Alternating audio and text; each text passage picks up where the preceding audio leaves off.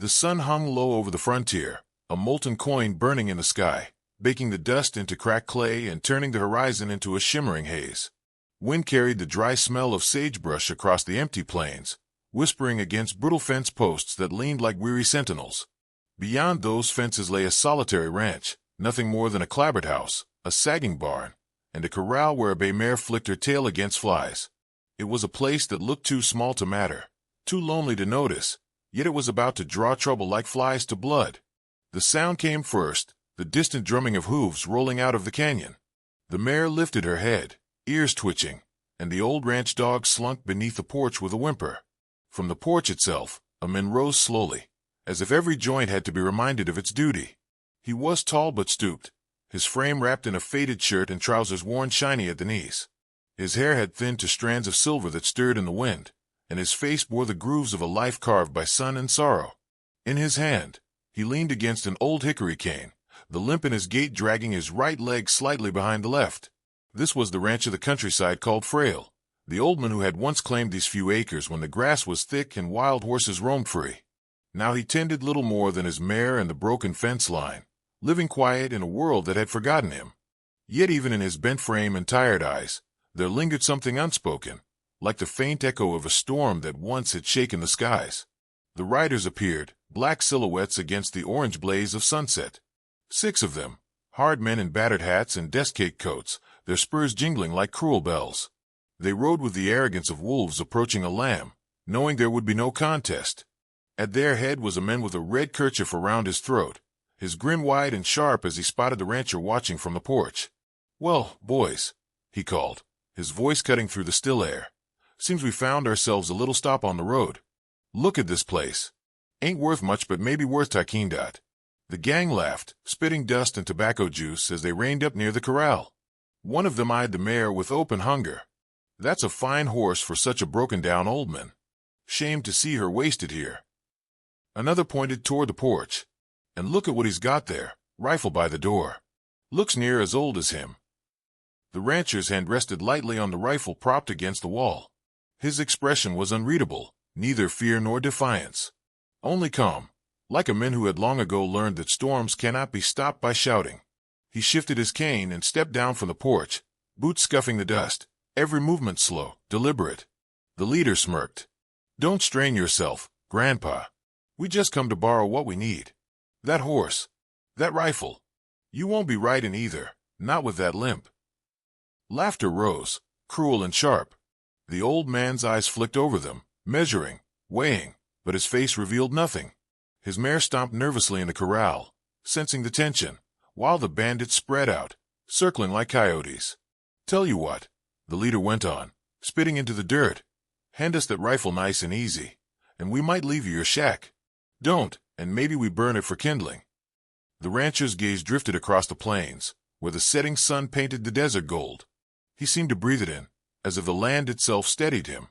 Then he turned his eyes back to the men, their laughter grating against the silence of the ranch.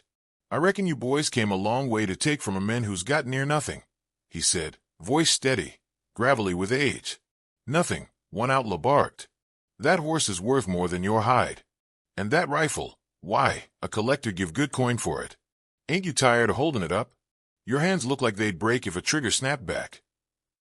The others jeered, some dismounting, boots striking the ground with thuds that echoed too loud in the emptiness. They crowded closer, eyes gleaming with mischief, and the old man stood still, the wind tugging at his shirt. He reached for the rifle. For a moment, silence thickened. The bandits stiffened, hands brushing gun belts, expecting resistance. Instead, the rancher lifted the rifle slowly, almost reverently, as though it were heavier than it looked. He stepped forward, cane tapping the earth, and held the weapon out to the leader. The man in the red kerchief grinned wide, snatching it from the old man's hands. "Well, look at that. Didn't even fight for it." He lifted the rifle, admiring the worn wood stock, the faint scratches carved deep. "Relic, sure enough. Ain't much use now. Guess the stories are true. This land just swallows men up till they're nothing but bones and dust." The others laughed again, but one outlaw, short, wiry, with a scar running down his cheek, glanced at the old man with a flicker of unease. The rancher's eyes had not changed, not dulled with defeat, not clouded by fear. They burned faintly, a quiet flame banked low but not extinguished. The leader slung the rifle over his shoulder carelessly, already turning toward the corral. "Bring out the horse, boys. Let's see how fast she runs with real men riding her." The old rancher's mare whinnied sharply, kicking at the rails. The rancher's lips pressed tight, but he said nothing. He only watched, his hand curling around the head of his cane, knuckles pale, eyes fixed on the rifle now in the hands of men who had no idea what they held. "Don't look so sour, old-timer," one outlaw sneered. "We're doing you a favor. Easier to hobble around with nothing to worry about but your shadow." The rancher blinked slowly, the corner of his mouth twitching as though at some private thought. He raised his gaze, not to the men but to the horizon, where twilight bled purple into gold. It was the same sky he had watched for decades, the same wind that had carried smoke from battles long ago. He let the silence stretch, then finally lowered his eyes back to the outlaws. "Take what you came for," he murmured, voice so low the nearest men leaned in to catch it. "But know this. Not everything is what it seems. Sometimes a man's strength don't rest in his bones." The bandits howled with laughter, slapping their thighs, mocking his cryptic words. To them, he was only an old fool cloaking weakness in riddles. Yet for the briefest moment, one of them, the scarred one, felt a chill crawl his spine, as if the old man's eyes had looked through him, past him, into a place dark and final. The leader scoffed and turned away, leading his men toward the corral, the rifle dangling loosely in his grip. The rancher remained standing in the dust, his cane steady, his body still bent but his presence unshaken. The night's first stars flickered above the desert, and in the deepening shadow his eyes glinted with something the bandits had not seen, something they could not yet understand. For though his hands were empty now, his spirit was not. Hidden beneath the frailty of age lay a silence sharpened by years, a patience honed like steel, and a memory of days when men had whispered his name with fear. The bandits had taken his rifle, but they had yet to learn that they had also awakened the fire of a legend. The old man shifted his weight, leaning harder on the cane, his lips curving faintly as if in some secret knowing. He had handed them the rifle, yes, but in his eyes flickered the truth. They had not taken it. He had given it. And that choice would cost them more dearly than they could yet imagine. The outlaws made themselves at home like wolves in a lamb's pen, kicking up dust and spitting tobacco as they strutted about the ranch yard. The leader slung the old rifle across his back with a careless pride, unaware of the weight of history he now carried. His boots crunched over dry earth as he surveyed the modest surroundings with contempt. "Ain't much to steal here," he scoffed. "Looks like all that's left is dried manure and ghost stories." One of his men, a tall brute with a crooked nose and fingers stained from years of gunpowder, laughed as he poked a boot at the rancher's cane. "You sure this fella ain't already dead? Smells like the grave got tired of waiting. The other snorted and jeered, forming a loose circle around the old man as he stood motionless, a silent figure cast in shadow and dust. His mare stamped anxiously behind the fence, the whites of her eyes flashing. She knew what they were. She knew the scent of violence before men did. The scarred outlaw, the one who had looked uneasy before, nudged the mare's flank, chuckling. "Pretty thing. Too pretty for a cripple. Reckon she'll carry me better." "She'll buck you straight to hell, Wex," someone muttered. "She can try." Their laughter was coarse, scraping the wind. The rancher stood unmoving, his hands clasped loosely before him, chin slightly lowered as though in prayer.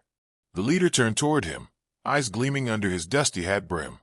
"You really gave it up that easy?" he asked, tapping the rifle slung at his back. "Thought maybe you'd surprise us. Maybe pull out some rusty trick and go out like a man." The rancher didn't speak. That annoyed him. He stepped forward and drove his hand against the old man's chest. The impact sent the rancher stumbling back into the dust, the cane clattering beside him. Dirt puffed around his shoulders as he hit the ground, and the wind paused as though offended. The world tilted sideways for a moment. Sky and dust blurred. In that instant, time cracked open, and memory bled through. Gunfire. Echoes in canyons.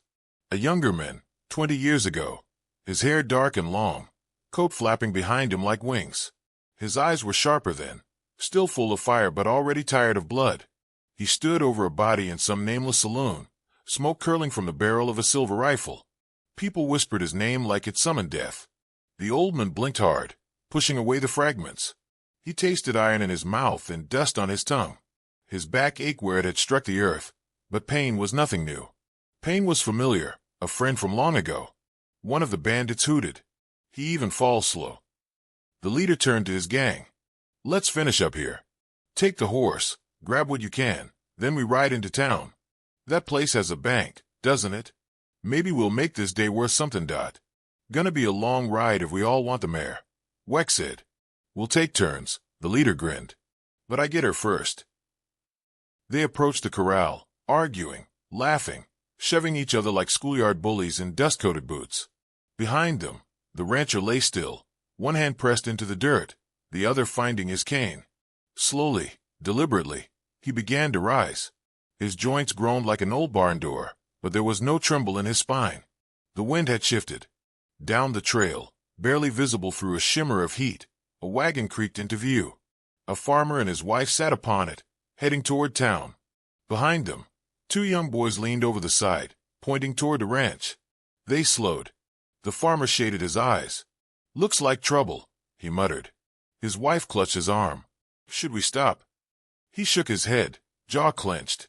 We stop, we die. Keep going. More villagers appeared in the distance. A teenage boy paused atop a rocky ridge, watching the scene unfold. An old woman stood in her doorway a half-mile away, eyes narrowed. They all saw it. No one moved. Fear ran deeper than duty out here. The leader reached over his shoulder and unslung the rifle. Might as well see if this thing still works, he said, turning it over in his hands.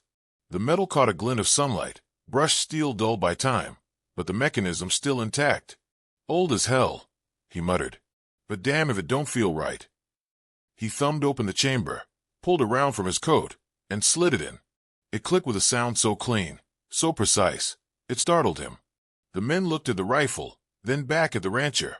Where'd you get this thing anyway? He asked. The rancher's voice came low and even. It's killed more men than you've ever known. The leader laughed. That's so. Well, guess it's retired now. But something in the way he chambered that round, something in the feel of the gun, the way it balanced perfectly in his hands, gave him pause. He lifted it to his shoulder, sighting down the barrel, pointing it toward the sky. The scarred outlaw stepped closer, watching. Feels like more than a gun, he said. The leader smirked. That's just superstition. Or maybe old bones got to your head. But the old man was no longer looking at them. He was staring past the moment, past the present, deep into the vault of memory where his younger self stood with a rifle just like this, perhaps the same one, braced across his chest, breath slow, eyes deadly. A circle of men surrounded him back then too. Only they weren't laughing when it ended. The feel of the rifle being chambered sparked something beneath his ribs, something dormant, something buried under years of silence. His hands flexed slightly. His breathing deepened. The pain in his spine no longer mattered. The limp no longer defined him. That sound, that click, it was more than metal on metal. It was the knock of a coffin lid. The old man looked up. The scarred outlaw met his gaze and took a step back without knowing why. The leader raised the rifle again. Let's see if this beauty can sing. The wind fell quiet. Even the horse stilled. The old man's pulse throbbed gently in his temple, not from fear, but from recognition. It had begun. The moment they chambered that round, they awoke something they didn't understand. Not just a memory. Not just a legend. A reckoning. He didn't smile. He didn't speak. But his eyes, deep and steady, were no longer the eyes of a frail rancher. And whether the bandits knew it or not, they had just pulled the first thread from a noose that was about to tighten. The rifle hovered in the leader's hands, barrel angled toward the cloudless sky. His finger toyed with the trigger as he eyed the old man still standing in the dirt, dust clinging to his clothes like memory. The silence stretched taut. No birds, no breath, no wind. Even the mare had frozen in her corral, eyes wide, as if nature itself waited to see what would happen next. You deaf now, old man, the leader said with a crooked smile. You look like you've got something to say before we send you to your grave. The rancher said nothing. His hand rested on his cane. His stance hadn't changed. But something had shifted, something none of them could name. It was in the air, an invisible current, like the stillness before a lightning strike. The scarred outlaw wiped sweat from his brow, though the sun had already begun to fall. His horse twitched and backed a step. The leader sneered. Maybe you're hoping we'll show mercy. The rifle turned downward. That was the moment everything changed. It happened so fast none of them truly saw it, only the blur of movement, the hiss of disturbed wind, and then a sound like thunder cracking from the earth. The leader jerked once. His expression didn't even have time to change. He crumpled where he stood, the rifle clattering uselessly beside his lifeless hand. A dark hole smoked in his chest.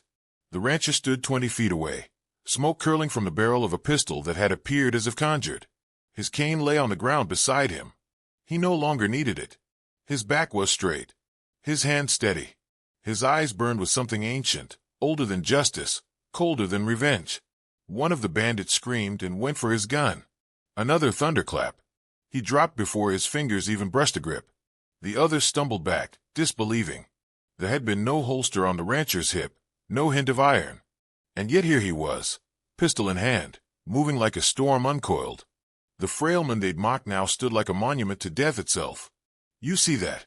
one gasped. "No, no way," another stammered. He didn't even move. I didn't see him move." The rancher's voice cut through the rising panic, steady as steel dragged over gravel. "Leave now, or none of you will ride again." It wasn't a threat. It was a sentence. Final. Absolute. But panic blinds fools. Two of them broke formation, drawing their weapons. The rancher's pistol barked twice. Both men dropped in unison, their eyes still wide in shock, blood darkening the dust. The desert swallowed their bodies as if it had been waiting. The remaining outlaws froze, unable to speak, unable to breathe. The scarred one stared, mouth open, mind racing through every campfire tale he'd ever dismissed as legend. A gunslinger with ghost hands. The man who could outdraw death. The name whispered in saloons and outposts like a curse.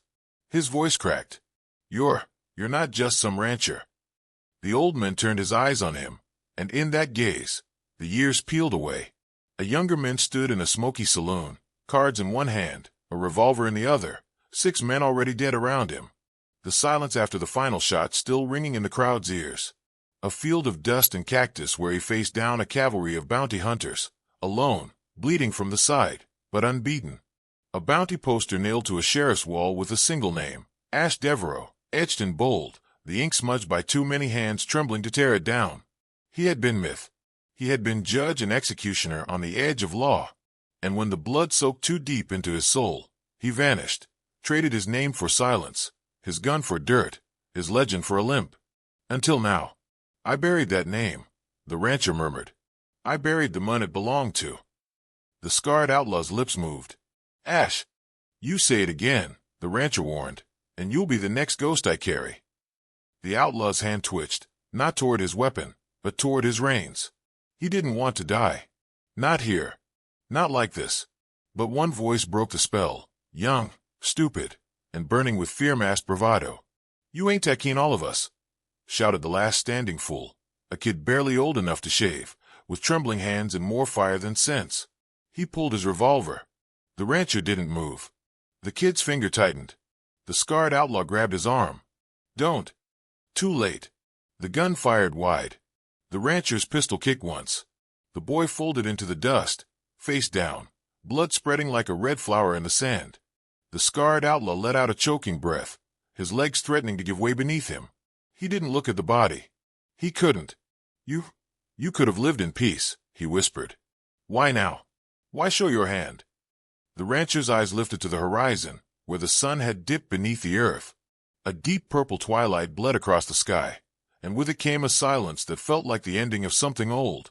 "I gave this land every chance," he said. "But evil don't stop when you bow your head. It steps closer. It takes more." He holstered the pistol at his side. None had seen the holster before, hidden beneath the folds of his coat like a secret buried in time. His stance softened slightly, but the fire in his chest had not dimmed. It would not, until this was finished. The scarred outlaw backed away, breathing hard. He looked at the 4 bodies sprawled around the yard. The others had already run or lay dead. Only he remained. The rancher turned fully toward him. "This is your last breath on my land," he said. The outlaw nodded, afraid to speak. He turned, mounted his horse, and rode hard into the fading light, dust rising like the smoke of old sins behind him. Alone again, the rancher stood amidst the wreckage. The mare approached the fence, her head dipping as if in solemn understanding. Somewhere far off, a door creaked open. The boy who had watched from the ridge earlier had come closer. He stood at the edge of the trail, barefoot, speechless. The rancher looked toward him, then down at the bodies. The fire in his chest had not cooled. Not yet. He turned toward the house, knowing what must come next. Because in the distance, beyond the hills, the outlaw who escaped would carry a story. A warning. Or a challenge. And fools never know when to listen. The sun blazed mercilessly overhead, a white-hot eye glaring down on a land of bone-dry silence. Heat shimmered above the canyon floor, turning the distant rocks into dancing illusions. Wind hissed between narrow walls, kicking up dust devils that spun in spirals before vanishing into the heat. Spurs jingled like funeral chimes, metal scraping against boots, nerves stretched to the breaking point. The rancher stood alone in the heart of that silence, a dark silhouette beneath a battered hat, pistol resting against his thigh, body still as stone. Sweat crawled down his temples, but his hand never trembled. Every inch of him was focused, present, yet somehow beyond the moment. Time hung suspended, held hostage by the thin thread of tension that stretched between him and the remaining outlaws gathered ahead. 5 men. All that remained. They'd regroup beyond the corral, behind a half-burned water trough and a scatter of barrels.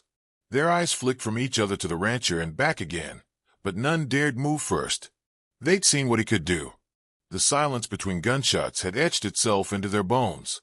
A fly buzzed past, circled, landed on one man's cheek. He didn't swat it. Didn't blink. The leader stood among them, taller than the rest, face hidden behind a wide-brimmed hat and a black neckerchief pulled high. He'd arrived late, answering a call his gang never should have made. He hadn't seen the first 6 men die, but he saw the bodies now. And he saw the mun who made them. "You asked Devereaux," he called, voice low, thick with disbelief. The rancher didn't answer. He didn't need to. The leader laughed bitterly. "Hell. Thought you were dead. Thought you got swallowed by whiskey in time." The rancher's voice came like gravel across steel. "I buried the name. Not the men." That rattled them. One of the outlaws shifted his weight, fingers twitching near his belt. The canyon wind blew his coat open slightly. The rancher's eyes caught the movement, so slight, it barely registered. But it was enough. The outlaw went for his revolver. One shot. A single crack, sharp and clean. The men spun as if tugged by an invisible wire, feet leaving the earth, body twisting before crashing hard into the dust. Blood pooled beneath his ribs. The others didn't move. Couldn't. The air had grown heavier somehow, every breath a labor. The rancher adjusted his stance slightly. Next. No one spoke. The second outlaw, younger than the rest, snarled and drew fast. Too fast for thought. Too fast for regret. Too slow. The rancher's pistol flashed. The shot struck center mass. The boy crumpled forward, gasping for breath he'd never get back. His revolver fell from limp fingers. The silence that followed was deeper than before, broken only by the wind threading through dry brush and the click of boots tightening across knuckles. 3 remained. The oldest among them, gray at the temples, eyes sunken deep from years of chasing bad luck, took a step back, then another. He looked at the leader, waiting for a nod, a sign. He never got it. So he bolted. The rancher didn't lift his gun. The old outlaw ran, boots kicking up dust until he disappeared behind a wall of rock, leaving only the echo of spurs bouncing off the canyon walls. The rancher let him go. Ghosts deserve to haunt their own regrets. 2 now. The 4th outlaw stood frozen, eyes wide, breath sharp and ragged. "It's not possible," he muttered, voice cracking. "You ain't human. You ain't real." He raised his gun in trembling hands. The rancher didn't flinch. Bang. This time, the outlaw fired first. The bullet screamed past the rancher's head, kissing air. A heartbeat later, the rancher fired once. The men dropped like a sack of flour, eyes wide open, staring at the sky as if seeking forgiveness he'd never find. Now there was one. The leader. He stepped forward slowly, hands away from his guns, studying the rancher like a man sizing up a storm. Beneath the bandana, his jaw clenched tight. His eyes were dark, sharp, unforgiving. "You ain't real," he said. "You're a ghost." The rancher's voice was cold thunder. "Ghosts don't bleed. But they make damn sure you do." The leader's mouth twitched beneath the cloth. "They said you were a killer. That you disappeared when the blood got too thick." "I didn't disappear," the rancher replied. "I just stopped giving people a reason to die." The wind kicked up between them again, swirling grit and heat and silence. For a moment, They stood like statues carved into the rock itself, one a shadow of violence, the other its reckoning. The leader tilted his head. "And if I draw?" "You better not miss." Their eyes locked. No words now. Just the sun watching. The canyon holding its breath. And then it happened. Both men moved in the same second, arms a blur, pistols drawn in a flash of steel and intent. 2 gunshots cracked together. The sound rang off the canyon walls, louder than before, crueler. For a moment, no one moved. Then the leader staggered, a red bloom spreading across his chest, eyes filled with disbelief. He looked down, stared at the wound like it had betrayed him, and then dropped to his knees. He fell forward, face first into the dust, head tumbling from his head, revealing a shock of jet-black hair now streaked with red. The rancher stood unmoved. His shot had landed precisely between the ribs. The leader had missed by a foot. Around them, the dust began to settle again. The wind retreated into silence. The sky shifted from blazing gold to bruised violet, the day slowly bleeding into twilight. The rancher holstered his pistol and took a long breath. He scanned the bodies, counted the stillness. Nothing moved but the shadows. The mare whinnied softly, her nose brushing the fence as if calling him home. He turned toward her and began to walk, each step heavy not from fatigue but from the weight of memory pressing down again. He was still breathing, still standing. But inside him, something ancient had just awakened, and with it, the truth. No matter how deep you bury your past, it always knows the way back. For a long while, the only sound in the canyon was the wind, gentler now, whispering through the rocks like it had seen something sacred and didn't dare speak too loud. The dust had settled around the bodies of men who thought they owned the day. All that remained was silence, and the figure who had brought it. The old rancher holstered his pistol without ceremony. He walked with a steady gait toward the corral, where his mare waited, nostrils flaring as she paced along the fence line. He reached for the latch with fingers that remembered rains, remembered war, remembered what it meant to fight when all you wanted was peace. She nuzzled into his chest as he took the reins gently. He rubbed her neck and whispered something no one heard, something meant for beasts and ghosts and men who carried too many graves in their heart. Then he turned to the barn, stepped inside, and re-emerged with his old rifle slung across one shoulder. The same rifle the outlaws had tried to steal. The same rifle they never understood. Down the trail, the first wagon came into view. The farmer from earlier, his wife still clutching his arm, pulled the horses to a stop just beyond the yard. The 2 boys climbed down, wide-eyed, stepping cautiously around the crimson-stained earth as though it might bite. Behind them came more, riders, townsfolk on foot, a preacher in a black coat, the general storekeeper with his spectacles fogged in the heat. No one spoke at first. They gathered slowly, like mourners who weren't sure whether to pray or bow. All eyes went to the rancher, now standing straight and silent beneath the falling light. The wind stirred his coat as he slid the rifle into place across his back. It fit like it had never left him. One boy broke the silence. "Mister, was that really you?" The rancher didn't answer at first. His gaze swept across the faces, some familiar, most not. They looked at him like he wasn't real. Like a ghost had stepped down from some old dime novel and painted the desert red. A young man, barely older than a boy, stepped forward, hat in hand. "I heard stories. My daddy told them. About a gunslinger named Dash. Said he could shoot the wings off a hawk mid-flight. Thought it was just legend." The rancher gave a faint shake of the head. "Most legends are born from something real. The mistake is thinking they stay dead." A murmur rippled through the crowd. The preacher took a cautious step closer. "You brought justice today.